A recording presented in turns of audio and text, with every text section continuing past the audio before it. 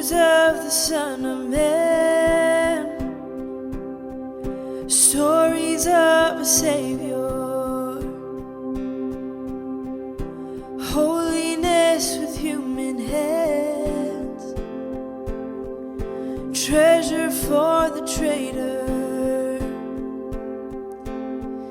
No ear had heard, no eye had seen the image of the Father, until heaven came to live with me, a rescue like no other. ദൈവനാമം മുഹത്തപ്പെടുമാറാകട്ടെ. ഇന്ന് എന്നെ ശ്രവിക്കുന്ന എൻ്റെ എല്ലാ പ്രിയപ്പെട്ടവർക്കും നമ്മെ ചേർത്തുകൊള്ളുവാനായി വേഗം വരുന്ന കർത്താവായ യേശു ക്രിസ്തുവിൻ്റെ നാമത്തിൽ സ്നേഹവന്ദനം. ഇന്ന് നമ്മൾക്ക് ഒരു വേദഭാഗം വായിക്കാം. 1 തെസ്സലോനിക്കർ 4:16 വാക്യം. കർത്താവ് താൻ ഗംഭീരനാദത്തോടും പ്രധാന ദൂതൻ്റെ ശബ്ദത്തോടും ദൈവത്തിൻ്റെ കാഹളത്തോടും കൂടെ സ്വർഗത്തിൽ നിന്ന് ഇറങ്ങി വരികയും ക്രിസ്തുവിൽ മരിച്ചവർ മുമ്പേ ഉയർത്തെഴുന്നേൽക്കുകയും ചെയ്യും. പിന്നെ ജീവനോടെ ശേഷിക്കുന്ന നാം അവരോടൊരുമിച്ച് ആകാശത്തിൽ കർത്താവിനെ എതിരേൽപ്പാൻ മേഘങ്ങളിൽ എടുക്കപ്പെടും. ഇങ്ങനെ നാം എപ്പോഴും കർത്താവിനോട് കൂടി ഇരിക്കും. കർത്താവിൻ്റെ ഇവിടെ വീണ്ടും വരുന്ന കർത്താവിനെക്കുറിച്ച് നമുക്ക് മനസ്സിലാക്കുവാനായിട്ട് സാധിക്കും. ഗലീല പുരുഷന്മാരെ, നിങ്ങൾ ആകാശത്തിലേക്ക് നോക്കി നിൽക്കുന്നത് എന്ത്? നിങ്ങളെ വിട്ട് പോയ കർത്താവ് വീണ്ടും വരും എന്ന് ശിഷ്യന്മാരോട് പറഞ്ഞു. ആ കർത്താവ് പറയുകയാണ്, ഞാൻ വേഗം വരുന്നു എന്ന് നമുക്ക് വെളിപ്പാട് പുസ്തകത്തിൽ കാണാനായിട്ട് സാധിക്കും. കർത്താവിൻ്റെ മധ്യാകാശ വരവിൻ്റെ ഉദ്ദേശം തൻ്റെ മക്കളെ തനിക്കായി കാത്തിരിക്കുന്നവരെ തൻ്റെ അടുക്കൽ ചേർക്കുവാനാണത്. അത് മൺമറഞ്ഞ വിശുദ്ധന്മാരും ജീവനോടെ ഇരിക്കുന്നവരുമായ വിശുദ്ധന്മാർ ഒന്നിച്ച് കർത്താവിനെ എതിരേൽക്കും. കർത്താവ് ഈ ലോകത്തിൽ നിന്ന് പോകുന്നതിന് തൊട്ട് മുൻപായി തൻ്റെ ശിഷ്യന്മാരോട് പറഞ്ഞു, നിങ്ങളുടെ ഹൃദയം കലങ്ങിപ്പോകരുത്, എന്നിൽ വിശ്വസിപ്പീൻ, കാരണം ഞാൻ നിങ്ങൾക്ക് സ്ഥലമൊരുക്കുവാൻ പോവുകയാണ്. ഞാൻ ഇരിക്കുന്നിടത്ത് നിങ്ങളും ഇരിക്കേണ്ടതിന് പിന്നെയും വന്ന് നിങ്ങളെ എൻ്റെ അടുക്കൽ ചേർത്തുകൊള്ളും. കർത്താവ് വരുന്നത് ഇവിടെ വളരെ വ്യക്തമായിട്ടറിയാം. കർത്താവ് വരുന്നത് തൻ്റെ മക്കളെ ചേർത്തുകൊള്ളുവാനാണ്. ഞാൻ ഇരിക്കുന്നിടത്ത് നിങ്ങളും ഇരിക്കേണ്ടതിന് പിന്നെയും വന്ന് നിങ്ങളെ എൻ്റെ അടുക്കൽ ചേർത്തുകൊള്ളും. കർത്താവ് ഇരിക്കുന്നിടത്ത് നമ്മളെയും ഇരുത്തുവാനായിട്ട് കർത്താവ് വരുന്നു എന്നുള്ളത് നമുക്ക് മനസ്സിലാക്കുവാനായിട്ട് സാധിക്കും. ഇങ്ങനെ ലോകത്തിൻ്റെ ലോകത്തിൻ്റെ സംഭവങ്ങൾ നമ്മെ വിളിച്ചറിയിക്കുന്നത് കർത്താവിൻ്റെ വരവ് ആസന്നമായി എന്നാണ്. എങ്ങും അസമാധാനവും യുദ്ധവും യുദ്ധശ്രുതികളും ഭൂകമ്പവും വെള്ളപ്പൊക്കവും പട്ടിണിയും കണ്ണുനീരും കഷ്ടതയും മഹാമാരിയും മാത്രമല്ല, നോഹയുടെ കാലത്തുണ്ടായിരുന്ന പോലെ ഏത് അതിക്രമവും ചെയ്യുവാൻ മനസ്സുള്ള ഒരു തലമുറ. കഴിഞ്ഞ വർഷങ്ങളിലേക്ക് നമ്മൾ നോക്കുമ്പോൾ എത്രയെത്ര ബുദ്ധിമുട്ടുകളാണ് നാം അനുഭവിച്ചതെന്ന് നമുക്ക് മനസ്സിലാക്കുവാനായിട്ട് സാധിക്കും. വെള്ളപ്പൊക്കത്തിൽ ഒരു കഷ്ടപ്പെടുന്നവർ, ഭൂമി കുലുക്കത്താൽ, ഭൂകമ്പത്താൽ, പട്ടിണിയാൽ, അങ്ങനെ പല രീതിയിൽ. മാത്രമല്ല, ലോകമെമ്പാടും കോവിഡ് മുതലായ മഹാമാരി കൊണ്ട് അത് പറഞ്ഞറിയിക്കാൻ വയ്യാത്ത ബുദ്ധിമുട്ടിൽ കൂടിയാണ് നാം കടന്നുപോയത്. ഇങ്ങനെയുള്ളതെല്ലാം വിളിച്ചറിയിക്കുന്നത് നമ്മുടെ കർത്താവ് വരാറായി എന്നുള്ളതാണ്. മാത്രമല്ല, ഭൂമിക്ക് ഈ മനുഷ്യൻ്റെ അതിക്രമം കൊണ്ട് ഈ ഭൂമിയെ താങ്ങാൻ വയ്യാത്ത രീതിയിലുള്ള അതിക്രമങ്ങളാണ് ചെയ്യുന്നത്. കൊച്ചു കുഞ്ഞുങ്ങളെ പോലും വെറുതെ വിടാത്ത ഒരു ലോകത്താണ് നമ്മൾ ജീവിക്കുന്നത്. അതുപോലെ പ്രായമുള്ളവരെയും യാതൊരു രീതിയിലും ഒരു മര്യാദയുമില്ലാത്ത ഒരു ജനമായിട്ട് നോഹയുടെ കാലത്തെന്ന പോലെ വക്രതയും കൊള്ളരുതായ്മയും നിറഞ്ഞ ഒരു ഇതായിട്ട് ജീവിക്കുന്നു എന്നുള്ളത് നമുക്ക് മനസ്സിലാക്കാനായിട്ട് സാധിക്കും. അപ്പോൾ ഇതെല്ലാം വിളിച്ചറിയിക്കുന്നത് നമ്മുടെ കർത്താവ് വരാറായി എന്നുള്ളതാണ്. നമ്മെ ചേർക്കുവാനായിട്ട് നമ്മുടെ കർത്താവ് വരുവാനാണ്. ദൈവമക്കളായ നാം നമ്മുടെ ഹൃദയത്തിൽ ആഗ്രഹിക്കുകയാണ്, കർത്താവായ യേശുവേ വരയണമേ. നമുക്ക് വെളിപ്പാട് പുസ്തകത്തിൽ അതുതന്നെയാണ് നമ്മുടെ കർത്താവ് പറഞ്ഞേക്കുന്നതും അതുതന്നെയാണ് നമ്മൾ ആഗ്രഹിക്കേണ്ടതുമായിട്ടൊരു കാര്യമാണ്. കർത്താവായ യേശുവേ വരയണമേ എന്ന് നമ്മൾ പലപ്പോഴുമൊക്കെ ആഗ്രഹിക്കും, കർത്താവേ അങ്ങ് വേഗം വരയണമേ. അപ്പോൾ ഇവിടെ നമുക്ക് കാണാനായിട്ട് സാധിക്കും, നമ്മുടെ കർത്താവിനെ കാത്തിരിക്കുന്നവരെ സംബന്ധിച്ചിടത്തോളം അവർക്ക് കർത്താവെ അങ്ങ് വേഗം വരയണമേ എന്നുള്ളത് അവരുടെ ഹൃദയത്തിൽ നിന്ന് പുറപ്പെടുന്ന ഒരു ഭാഷയാണ് എന്നുള്ളത് നമുക്ക് മനസ്സിലാക്കുവാനായിട്ട് സാധിക്കും. വെളിപ്പാട് പുസ്തകം എഴുതുമ്പോൾ പറയണ, ഇത് സാക്ഷീകരിക്കുന്നവൻ, അതെ ഞാൻ വേഗം വരുന്നു എന്ന് അരുളി ചെയ്യുന്നു.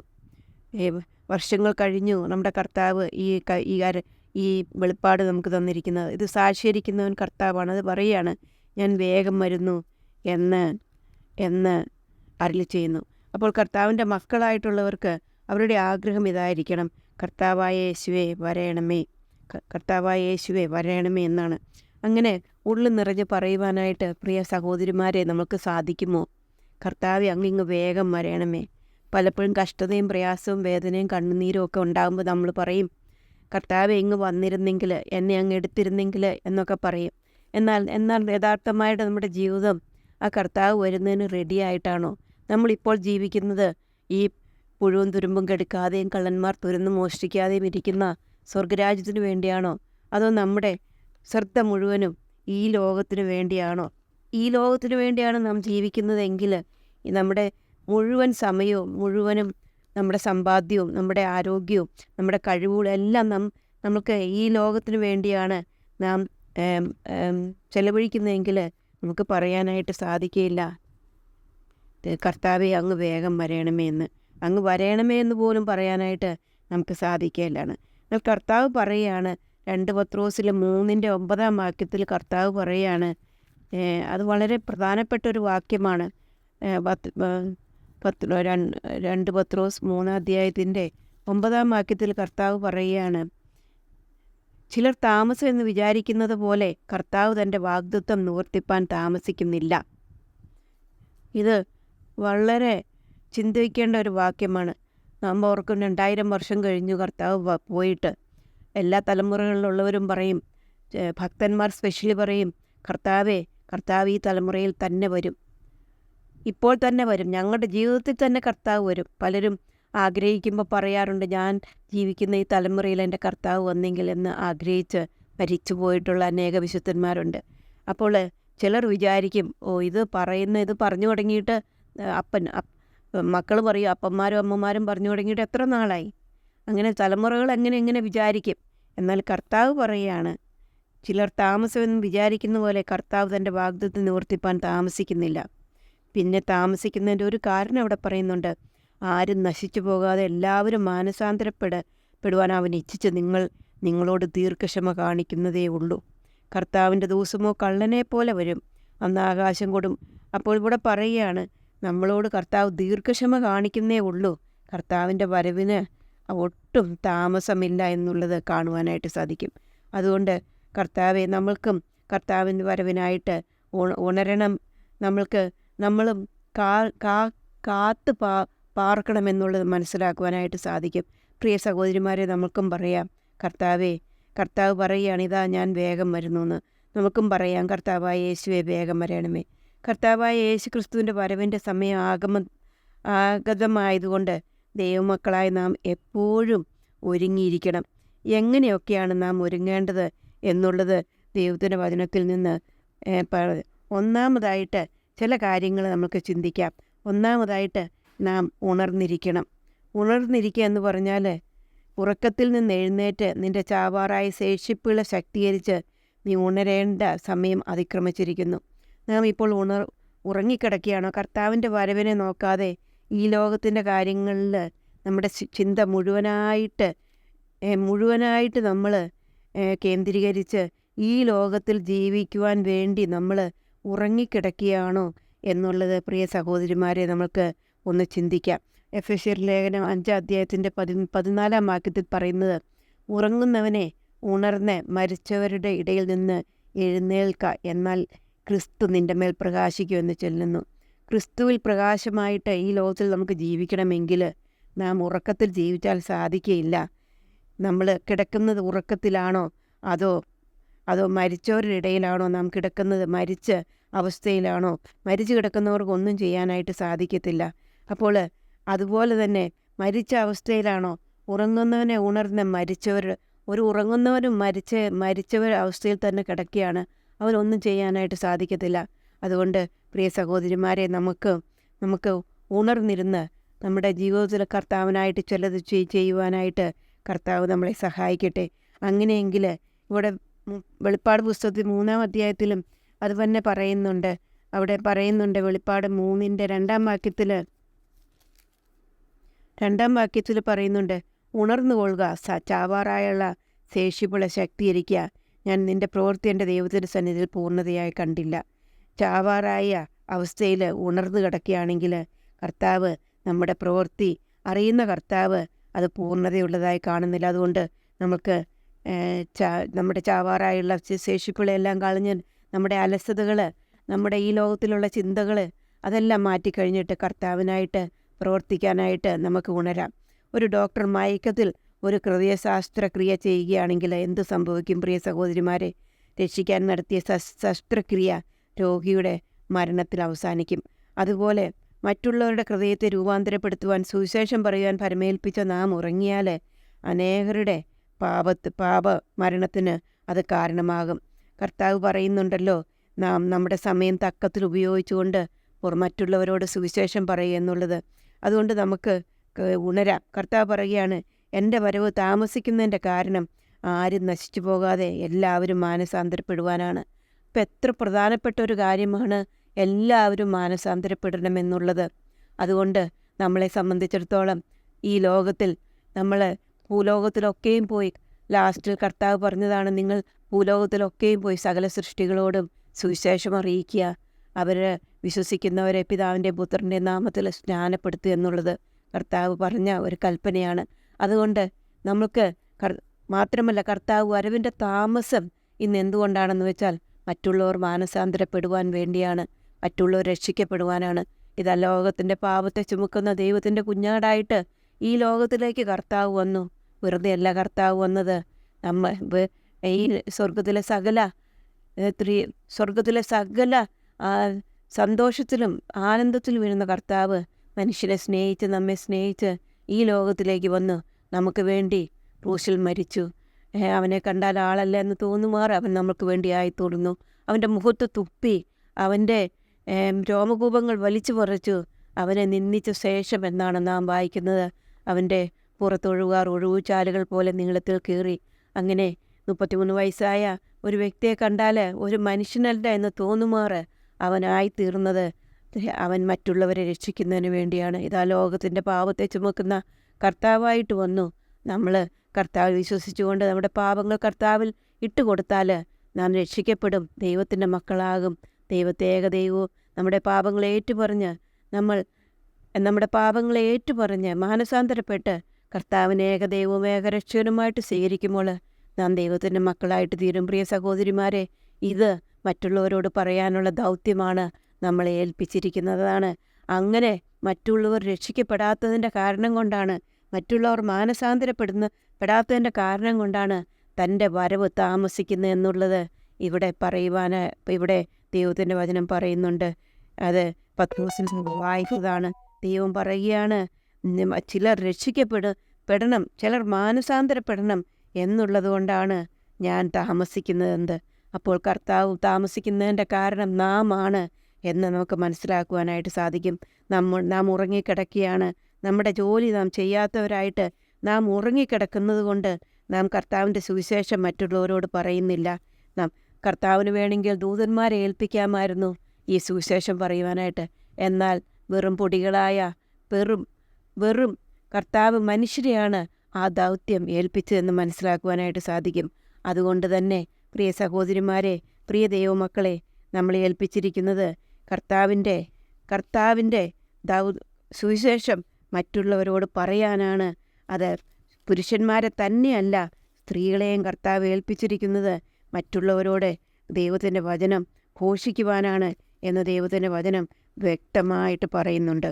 നമുക്ക് 1 പത്രോസ് 2:9 വാക്യത്തിൽ വായിക്കുന്നത്, നിങ്ങളുടെ അന്ധകാരത്തിൽ നിന്ന് തൻ്റെ അത്ഭുത പ്രകാശത്തിലേക്ക് നിങ്ങളെ വിളിച്ചവൻ്റെ സൽഗുണങ്ങളെ ഘോഷിപ്പാൻ തക്കവണ്ണം തിരഞ്ഞെടുക്കപ്പെട്ട ഒരു രാജകീയ പുരോഹിത വർഗവും വിശുദ്ധ വംശവും സ്വന്തം ജനവുമാകുന്നു.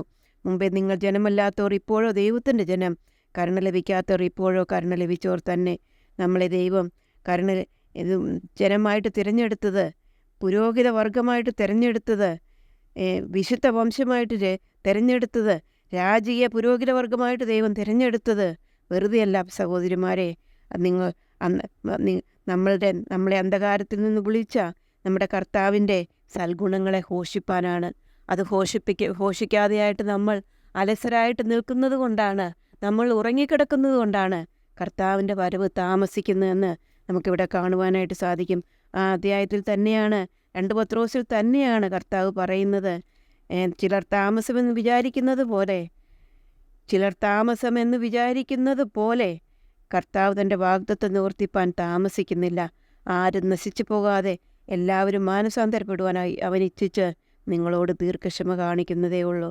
അതുകൊണ്ട് ജനുവരിയായി ഈ വർഷം നമ്മളൊരു പുതിയ തീരുമാനത്തോടു കൂടെ നമ്മുടെ ജീവിതത്തിലേക്ക് പ്രവേശിപ്പാൻ കർത്താവ് നമ്മളെ സഹായിക്കട്ടെ. ഈ വർഷം ഞാൻ അനേകരോട് എൻ്റെ കർത്താവിനെക്കുറിച്ച് പറയും, ഞാൻ സുവിശേഷം പറയും. കർത്താവ് ഈ ലോകത്തിൽ നിന്ന് പോയപ്പോൾ അതാണ് പറഞ്ഞത്, സുവിശേഷം എല്ലാ മനുഷ്യരും അറിയണമെന്ന് കർത്താവിൻ്റെ ആഗ്രഹമാണ്. കർത്താവ് നമ്മൾക്ക് വേണ്ടി ഈ ലോകത്തിലേക്ക് വന്ന് അതിനു വേണ്ടിയാണ്, നാം മാനസാന്തരപ്പെടുവാനാണ്, രക്ഷിക്കപ്പെടുവാനാണ്. അതുകൊണ്ട് പ്രിയ സഹോദരിമാരെ, നാം ഉറങ്ങിക്കിടക്കാതെ മരിച്ചവരുടെ ഇടയിൽ നിന്ന് എഴുന്നേറ്റിട്ട് നമ്മുടെ കർത്താവിനെക്കുറിച്ച് മറ്റുള്ളവരോട് പറയുവാൻ കർത്താവ് നമ്മളെ സഹായിക്കട്ടെ. ഇവിടെ നാം കണ്ടത്, കർത്താവ് വരാറായി, അവൻ വാതിക്കലാണ്. അതുകൊണ്ട് നാം, കർത്താവ് പറയുകയാണ്, ഇതാ ഞാൻ വേഗം വരുന്നു. കർത്താവ് പറയുകയാണ്, ചിലർ താമസമെന്ന് വിചാരിക്കുന്ന പോലെ ഞാൻ വരുവാൻ താമസമില്ല. എന്നാൽ ചിലർ രക്ഷിക്കപ്പെടുവാൻ, ചിലർ മാനസാന്തരപ്പെടുവാൻ വിചാരിച്ച് ഞാൻ താമസിക്കുന്നേ ഉള്ളൂ. അതുകൊണ്ട് പ്രിയ സഹോദരിമാരെ, നമുക്ക് ഉണർന്നിരിക്കണം. ഇനി മറ്റു പല അനേക കാര്യങ്ങളുണ്ട്. കർത്താവ് വരുമ്പോൾ നാം എങ്ങനെയൊക്കെയാണ് ഒരുങ്ങിയിരിക്കണമെന്നുള്ളത്, ഒന്നാമതായി നാം ഉണർന്നിരിക്കണം എന്നുള്ളത് ദൈവത്തിൻ്റെ വചനം കർത്താവ് ആഗ്രഹിക്കുന്നു. നമ്മുടെ ജീവിതത്തിൽ ഇരിപ്പാനായിട്ട് കർത്താവ് നമ്മളെ സഹായിക്കട്ടെ. അവൻ്റെ വലിയ നാമം മഹത്വപ്പെടുമാറാകട്ടെ. You did not speak, you made no sound. You died for your accusers, and as your blood fell to the ground, you redefined my future. And on the day that you arose, the darkness ran for cover, for the King of Kings has claimed his throne, both now until forever. Good morning, sisters. Deuteronomy chapter 30, verse 19 and onwards. I call heaven and earth to record this day against you, that I have set before you life and death, blessing and cursing. Therefore choose life, that both thou and thy seed may live, that thou mayest love the Lord thy God, and that thou mayest obey his voice, and that thou mayest cleave unto him. For he is thy life, and the length of thy days, that thou mayest dwell in the land which the Lord sware unto thy fathers, to Abraham, to Isaac, and to Jacob, to give them. Freedom to choose. The road is set before us, and there is a point where we choose life and death, blessings and cursings. Sometimes we feel that we don't know anymore, and we just can't think straight to make the right decision. However, we see here in verse 19 that God gives us an answer, and that is to choose life. He is our life, as stated in verse 20, and we must cling to him, just as an infant clings to his or her mother. How do we cling to God? Beginning at verse 20, by loving the Lord your God and obeying his voice. We make mistakes and sometimes choose a decision that may hurt ourselves or hurt our relationship with God our Father. However, we have the freedom to choose what is right and good, for he is forever faithful and wants you to have a better tomorrow. For whatever you do today will affect you days from now. May we be open-minded and open-hearted to the promises God has prepared for us in the days to come. Joshua chapter 24, verse 15. And if it seems evil unto you to serve the Lord, choose you this day whom ye will serve, whether the gods which your fathers served, that were on the other side of the flood, or the gods of the Amorites, in whose land ye dwell. But as for me and my house, we will serve the Lord. May we sing this song together. I'm done building my own kingdom. No more seeking worthless idols. Like sheep we have all gone astray. We must choose this day whom we will serve. As for me and my house, we will serve the Lord. We will serve the Lord. Idols raised, tear them down, 'cause we will serve the Lord. We will serve the Lord. To one King we bow down. As for me and my house, we will only serve the Lord. Lord, I'm done with powerless religion. No more living in deception. Like sheep we have all gone astray. We must choose this day whom we will serve. As for me and my house, we will serve the Lord. We will serve the Lord. Idols raised, tear them down. We will serve the Lord. We will serve the Lord. To one King we bow down. As for me and my house, we will serve the Lord. We will cross over Jordan. We will claim what you promised. We will cross over Jordan. We will claim what you promised. As for me and my house, we will serve the Lord. We will serve the Lord. Idols raised, tear them down. We will serve the Lord. We will serve the Lord. And we will not give our hearts to another. Will not give our hearts to another. We belong to the Lord. Yeah, we will not give our hearts to another. Will not give our hearts to another. We will only serve the Lord. As for me and my house, may his name alone be glorified. Amen. You are worthy. You are